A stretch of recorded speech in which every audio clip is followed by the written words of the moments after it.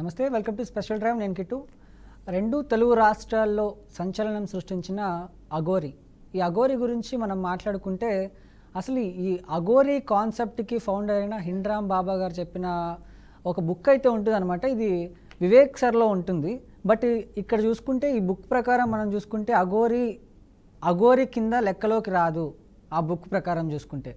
And ఏంటంటే ఆ బుక్లో ఉన్నవి ఏంటంటే బంధాలు, బంధుత్వాలు అండ్ మనకు తెలిసినటువంటి ఇవేవైతే జలసి ఇవన్నీ ఏవైతే ఉంటాయో అవన్నీ వదులుకున్న వారే అఘోరి అని ఆ బుక్లో అయితే ఉంటుంది. కానీ ఇవన్నీ ఉన్నా కూడా నేను అఘోరిని అని చెప్పుకుంటూ, అదేవిధంగా అఘోరి అని చెప్పిన తర్వాత కూడా ఆమె మహిళ అని చెప్పుకోవడం జరిగింది, నాకు పీరియడ్స్ వస్తాయని చెప్పుకోవడం జరిగింది. అదేవిధంగా ఇద్దరు అమ్మాయిలు ఎందుకు పెళ్లి చేసుకుంటారండి, పెళ్లి చేసుకొని సభ్య సమాజానికి ఎలాంటి మెసేజ్ ఇస్తారని కూడా చెప్పుకోవడం జరిగింది. ఆవిడే మళ్ళీ పెళ్లి చేసుకోవడం జరిగింది. ఇవన్నీ పక్కన పెడితే నాకు మంత్రాలు వస్తాయి, నాకు పూజలు వస్తాయి అని చెప్పేసి కొంతమందిని మోసం చేయడం కూడా జరిగి 10 లక్షల రూపాయల డబ్బులు తీసుకోవడం కూడా జరిగింది.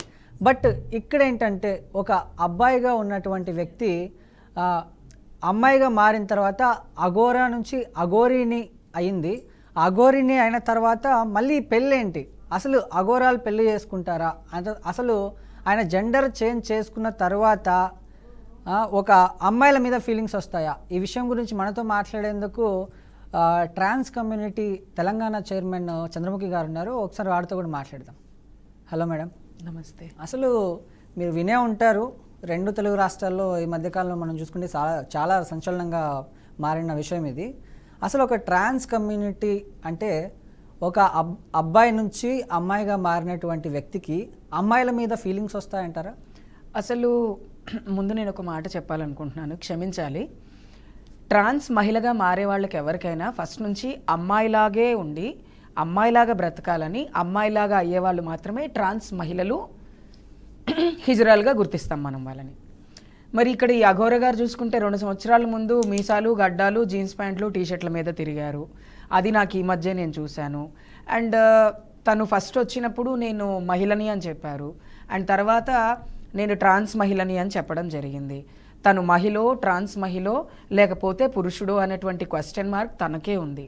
అండ్ ఈ క్వశ్చన్ మార్క్స్ అన్నిటికీ చూసే ప్రేక్షకులకు నేను ఏం చెప్తున్నాను అంటే, మగవాళ్ళు ఎవరైతే బై బర్త్ ట్రాన్స్జెండర్స్ కాకుండా ఎవరికైతే వాళ్ళ జెండికల్ పార్ట్స్ తీసేయాల్సి వస్తుందో వాళ్ళని ఇమాస్కులేటెడ్ మెన్ అంటారు.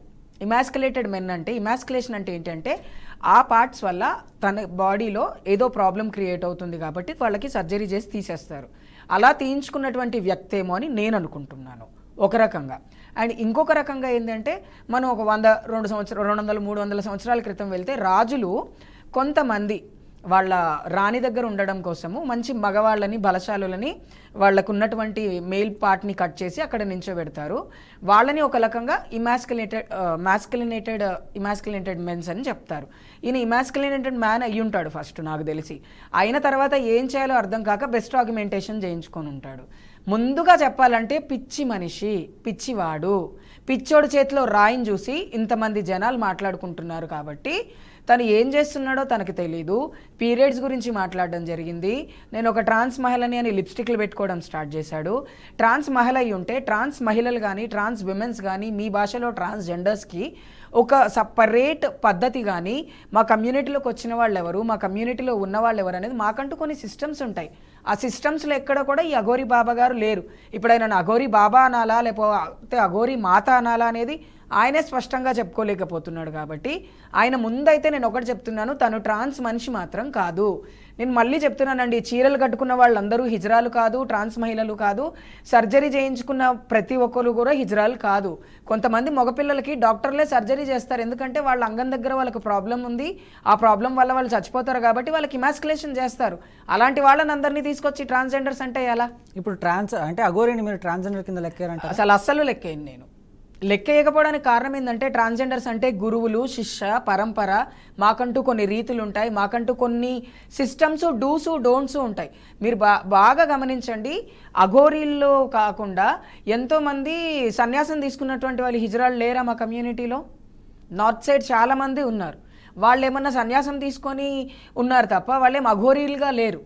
అఘోరీ ఈజ్ డిఫరెంట్ అండ్ సన్యాసం ఈజ్ డిఫరెంట్, కానీ రెండు ఒకటే దోవలో ఉంటాయి. బట్ ఇక్కడ నాకు ఒక చిన్న డౌట్, ఇందాక మీరు అన్నట్లు నాకే కాదు చాలా మందికి ఇది అడగచ్చో లేదో నాకు తెలియదు, బట్ అడుగుతాను. ఏంటంటే ఇట్లా జెండర్ చేంజ్ చేసుకున్న వారికి పీరియడ్స్ అనేవి వస్తాయా? రావండి. మరి పీరియడ్స్ వస్తాయని మీడియా ముఖంగా ఆవిడ చెప్పడం జరిగింది. అదే చెప్తున్నాను కదా, పిచ్చోడి చేతిలో రాయి ఉన్నప్పుడు 10 చెప్పినప్పుడు అద్దాల మేడ మీద కూర్చున్న వాళ్ళు అందరూ నమ్ముతారు కదండి. ఇక్కడ అదే జరిగింది. పీరియడ్స్ ఎవరికి వస్తాయి? ఇంటర్సెక్స్ పీపుల్కి వస్తాయి. ఇంటర్సెక్స్ పీపుల్కి పీరియడ్స్ వస్తాయి. అండ్ నిన్న మొన్న నేను ఇంకెక్కడో చూశాను, ఓన్లీ టాయిలెట్ పోసుకోవడానికి మాత్రం ఒక చిన్న రంధ్రం పెట్టారు, తనేమి ఆడది కాదు అని చెప్పి ఒక అతను మాట్లాడుతున్నారు కొన్ని ప్లేసెస్లో. ఇంకొక అతను నవ్వుకుంటున్నారు పక్కన కూర్చొని. అసలు మీకు హిజ్రాల సర్జరీల గురించి ఏం తెలుసని మాట్లాడుతున్నారండి? హిజ్రాల సర్జరీస్ కొన్ని వేల రకాల సర్జరీస్ ఉన్నాయి. దాయి నిర్వాణం చేస్తారు, సెక్షువల్ రిసైన్మెంట్ సర్జరీ చేస్తారు, పెరిటోరియం సర్జరీ చేస్తున్నారు, సిగ్మైడ్ సర్జరీ చేస్తున్నారు, ఎస్ఆర్ఎస్ చేస్తున్నారు, ఎన్నో రకాల సర్జరీస్ ఉన్నాయి. తను చేయించుకున్న సర్జరీ ఏంటో తనని అడగాలి కదా. ఓకే, ఇదే అంశం గురించి మనతో ఇంకా మరింత సమాచారం కూడా మనం తెలుసుకుందాం. మనతో పాటు జూమ్ కాల్లో లైలా గారు కూడా జాయిన్ అవుతారు. లైలా గారు నమస్తే అండి. లైలా గారు నమస్తే అండి. మమ్మీ పాంపడితే అసలు ఏంటి ఈ అఘోరీ విషయం గురించి మీరు కూడా ఇదివరకు మీడియా ఛానళ్లలో ఈరోజు మాట్లాడడం కూడా జరిగింది. అసలు మీరు ఏమంటారు లైలా గారు? సార్, ఫస్ట్ ఆఫ్ ఆల్ మేమైతే ఇంతకుముందు చంద్రముఖి గారు అన్నట్టుగా అసలు ఈ అఘోరీ టాపిక్ ను మాట్లాడాలంటే మాకు ఇష్టంగా లేదు. ఫస్ట్ ఆఫ్ ఆల్ ఎందుకంటే ఈ అఘోరికి మాకు ఏంటి సంబంధము? అసలు ఈ అఘోరి అసలు ట్రాన్స్ ఏంటి, తన పద్ధతి ఏంటి, తన మాట ఏంటి, తన విధానాలు ఏంటి, తనకు మాకు పోలికలు ఏంటి?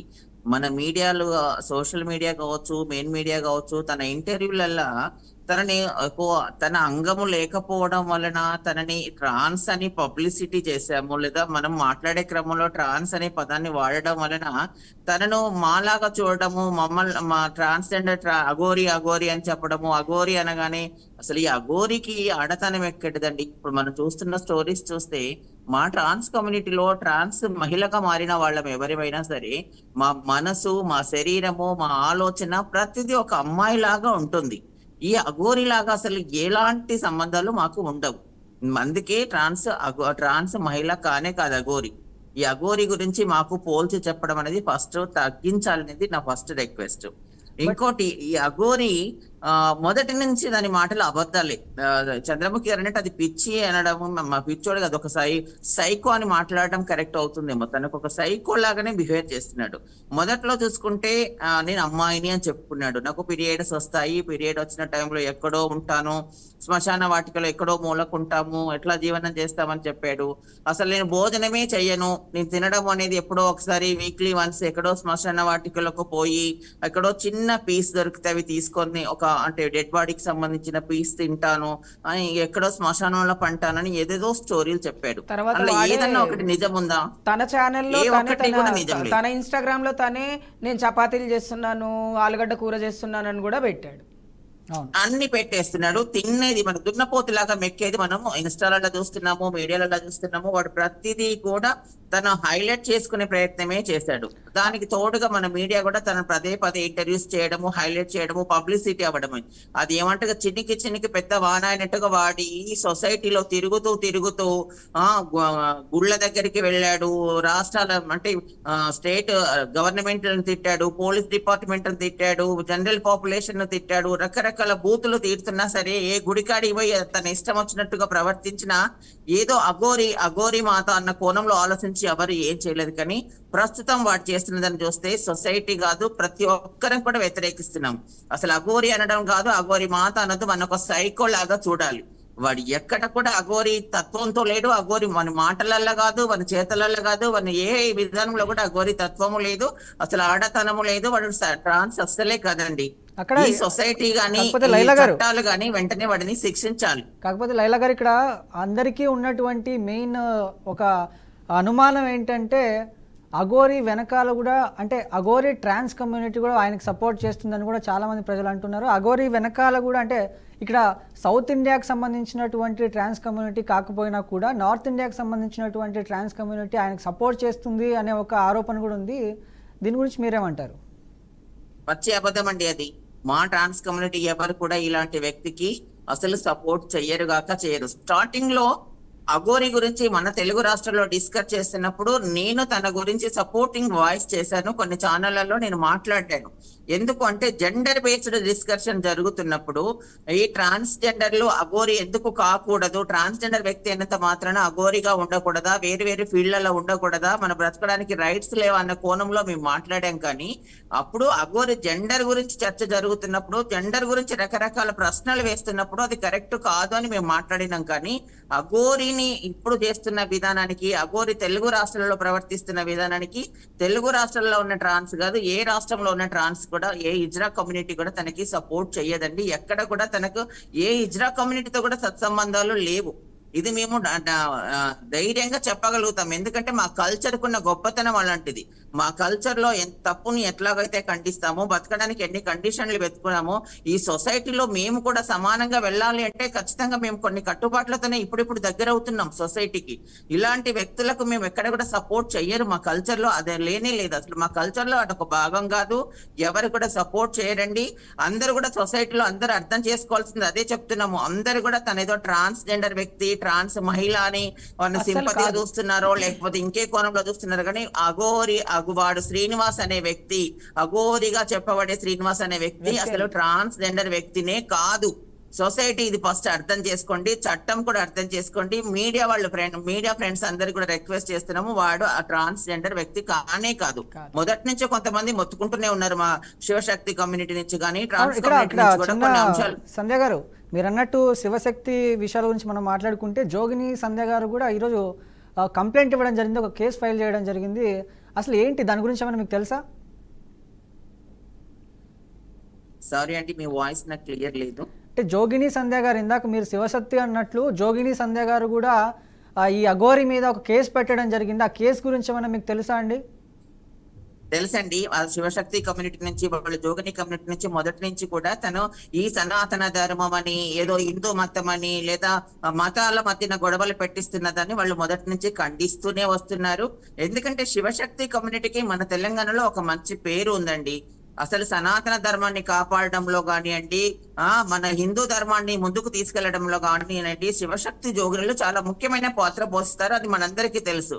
మన ఏదైనా పండుగలు జరిగిన కాడ కానివ్వండి, బోనాల కాడ కానివ్వండి, ఏదైనా ట్రెడిషనల్ గా మన శివశక్తి కల్చర్ అందరూ కూడా వాళ్ళు అంతను ముందుకు తీసుకెళ్తూ దాని గురించి గొప్పతనాన్ని తెలియజేస్తున్న వాళ్ళు శివశక్తి కమ్యూనిటీ. సనాతన ధర్మాన్ని కాపాడుతున్నది అసలైన వాళ్ళు. కానీ ఇలాంటి అఘోరి వేషంలో తిరిగే వాళ్ళు అస్సలు కాదండి.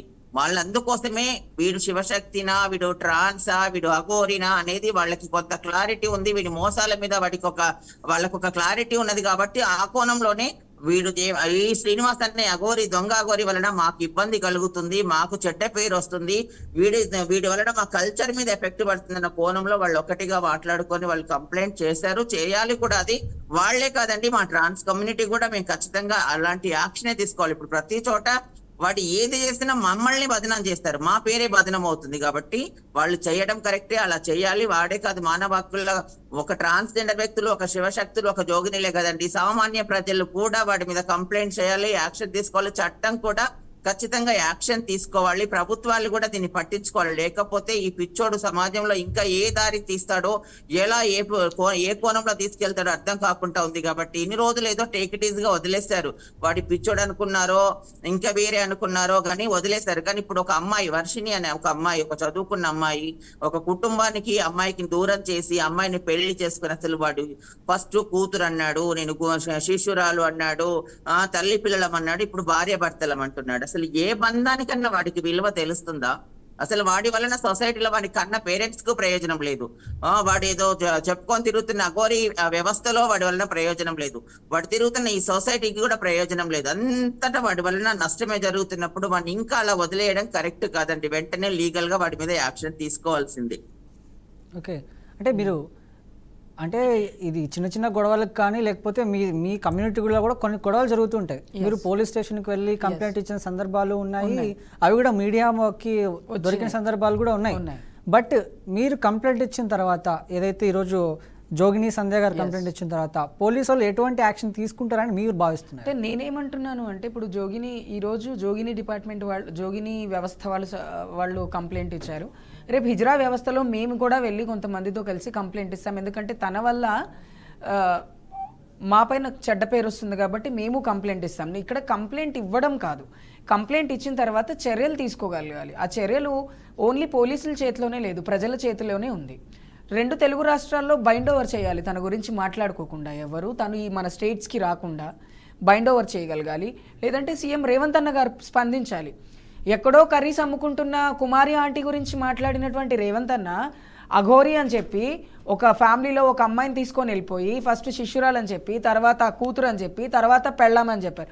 అంటే ఇప్పుడు ఒక శ్రీనివాస్ అఘోరా ఏం చేద్దాం అనుకుంటున్నాడు తెలుగు స్టేట్స్లో? ఆయన వెనకాల ఎవరున్నారు? ఇప్పుడు ఇక్కడ నుంచి 10 కిలోమీటర్ల దూరం వెళ్ళాలంటేనే మనం ఎస్టిమేషన్ వేసుకుంటాం మన బడ్జెట్ ఏంటి అనేది. వేలాది కిలోమీటర్ల కార్లో తిరుగుతున్నాడు, కార్లో పెట్రోల్ ఎక్కడి నుంచి వస్తుంది? తన వెనకాల నుండి నడిపిస్తున్న వాళ్ళు ఎవరు? ఎవరైనా పుష్ చేస్తున్నారా? అంటే అఘోరి వెనకాల ఎవరో ఉన్నారు మీ డౌట్ అని నా డౌట్ అయితే ఎవరో ఉన్నారు. అది ఖచ్చితంగా హిజ్రా కమ్యూనిటీ వాళ్ళు అయితే కాదు, ఇంకెవరో ఉన్నారు. ఇది అందరికీ తెలుస్తున్న నిజమే కాదండి.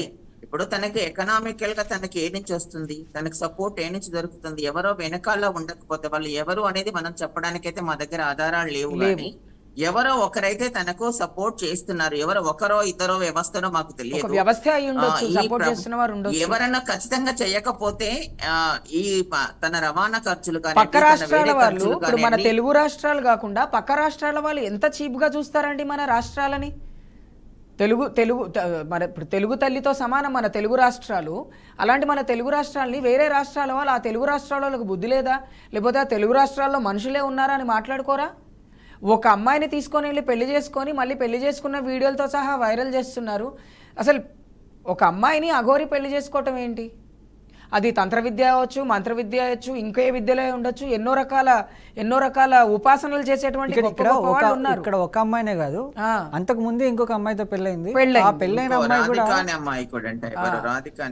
అవునండి, రాధికాని అమ్మాయితో కూడా పెళ్ళైంది. పెళ్ళైన అమ్మాయి కూడా ఆవిడ అడ్వకేట్ మళ్ళీ. అంటే ఇక్కడ నాకు ఒక చిన్న డౌట్, నాకే కాదు చాలా మంది ప్రజలకు ఉన్నటువంటి డౌట్ ఏంటంటే, ఇలా అంటే ఒక మగ వ్యక్తి నుంచి ట్రాన్స్గా మారిన తర్వాత అమ్మాయిల ఫీలింగ్స్ పోయి అంటే అమ్మాయిల మీద ఫీలింగ్స్ వస్తాయా? అస్సలు రావండి. ఇప్పుడు మేమున్నాం మా కమ్యూనిటీలో, most of the trans women కమ్యూనిటీలో ఎన్నో హింసాత్మకమైన ఘటనలు మనం చూసుంటాం. ముక్కలు నరికి చంపేశారు మగవాళ్ళని చూసుంటాం, ఒక మొగోడు కోసం ఉరిపోసుకొని చచ్చిపోయిందని చూసుంటాం. ఒక మొగోడు 3 days బ్యాక్ అండి ఉస్మానియా హాస్పిటల్లో పురుగుల మందు దాగి చనిపోయింది ఒక ట్రాన్స్ విమెన్. మేము ఆడపిల్లల్లాగా మారిన తర్వాత అబ్బాయిలతో కలిసి జీవించడానికి వాళ్ళని పెళ్లి చేసుకొని లైఫ్లో లీడ్ చేయాలని అనుకుంటాం తప్ప ఒక అమ్మాయిని దగ్గరికి రానివ్వడం అనేది హిజ్రా కమ్యూనిటీ చరిత్రలోనే లేదండి, భారతదేశంలో ఎక్కడ వెతికినా కూడా.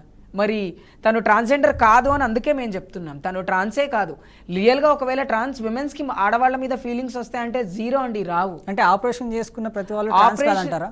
కాదు, ఎలా అవుతారు? ఆపరేషన్ చేసుకున్న ప్రతి ఒక్కళ్ళు హిజ్రాలు కారని అందుకే క్లియర్గా చెప్తున్నాను. తనకి ఆ శ్రీనుకి ఏ ప్రాబ్లం వచ్చిందో ఆ జెండ్రికల్ పార్ట్స్ దగ్గర సర్జరీ చేయించుకున్నాడని నేను ఖచ్చితంగా చెప్తున్నా. అది ఇమాస్కులేషన్ మాత్రమే, కన్ఫామ్గా ఇమాస్కులేటెడ్ మెన్. అతను కేవలం తనకేదో హెల్త్ ప్రాబ్లం వల్లనో దేని వల్లనో సర్జరీ చేయించుకొని ఉన్నాడేమో తప్ప తను మాత్రం హిజ్రా కాదు. ఆడబట్లోడు అంతకన్నా కాదు, కొజ్జోడు అంతకన్నా కాదు. బట్ మీరు ఎంత కాదన్నా కూడా జనాల దృష్టిలో ఏంటంటే జెండర్ చేంజ్ చేసుకున్నారు కాబట్టి ఆయన్ని హిజ్రా జెండర్ చేంజ్ చేసుకోవడం అంటే అండి 2 రకాలుగా చేంజ్ చేసుకుంటారండి జెండర్. కొంతమంది ఫిజికల్గా చేయించుకుంటారు, కొంతమంది మెంటల్గా చేయించుకుంటారు.